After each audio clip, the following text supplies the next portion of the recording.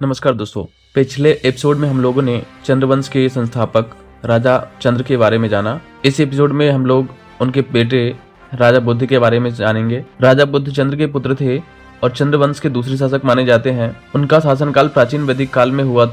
उन्होंने अपने राज्य का विस्तार विभिन्न रणनीतियों, युद्धों और प्रशासनिक नीतियों के माध्यम से किया। नंबर 1 पर है बुद्ध का शासन और प्रारंभिक राज्य। राजा बुद्ध को प्रारंभ में अपने पिता चंद्र द्वारा स्थापित राज्य का उत्तराधिकारी बनाया गया। उनका प्रारंभिक शासन क्षेत्र मुख्य रूप से प्रभास, सौराष्ट्र, वर्तमान के गुजरात और उत्तर भारत प्रयाग में फैला हुआ था।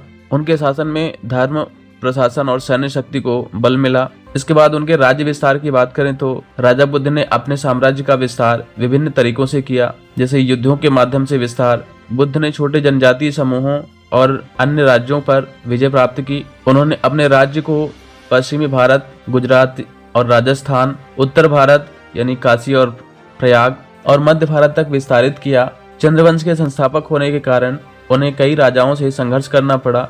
इसके अलावा विवाह गठबंधन। बुद्ध ने वैवस्वत मनु की पुत्री इला से विवाह किया। इससे वैवस्वत मनु के राज्य, जो कि सूर्यवंश के संस्थापक थे, और चंद्रवंश के बीच गठबंधन हुआ। इस विवाह के बाद चंद्रवंश और सूर्यवंश के बीच राजनीतिक संबंध मजबूत हुए। इसके अलावा अधीनस्थ राज्यों की स्थापना। राजा बुद्ध ने अपने परिवार और समर्थकों को विभिन्न क्षेत्रों में अधीनस्थ राज्यपाल के रूप में नियुक्त किया। इस नीति से चंद्रवंश पूरे भारत में फैल गया। उनके पुत्र पुरुरवा ने आगे चलकर प्रयाग को अपनी राजधानी बनाकर शासन किया था। इसके बाद है व्यापार और सांस्कृतिक प्रभाव। बुद्ध ने व्यापार मार्गों को सुरक्षित किया और अपने शासन क्षेत्र में आर्थिक समृद्धि लाई। इससे उनका प्रभाव न केवल सैन्य रूप में बल्कि सांस्कृतिक रूप में भी बढ़ा। उन्होंने यज्ञ और धार्मिक अनुष्ठानों के माध्यम से अपनी सत्ता को मजबूत किया। इसके बाद बुद्ध के प्रभाव और विरासत की बात करें तो उनके पुत्र पुरुरवा ने आगे चलकर चंद्रवंश को और मजबूत किया और प्रयाग को अपनी राजधानी बनाया। राजा बुद्ध की रणनीतियों ने